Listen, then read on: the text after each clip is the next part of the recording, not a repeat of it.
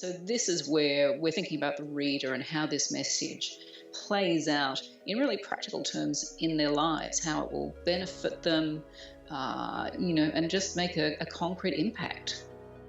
Typically, they expect to have that book influence their life in some positive way. Capturing that and helping readers connect with that is what crafting your promise is all about.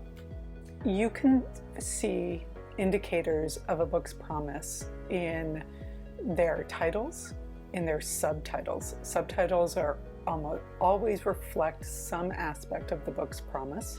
I think it can even translate into a physical feeling. When someone says, this book's going to help you resolve conflict, your mind might go to some conflict that's happening in your life at the moment, and you might literally feel that, weight off the shoulders. And I think that's what a good promise can do for its readers.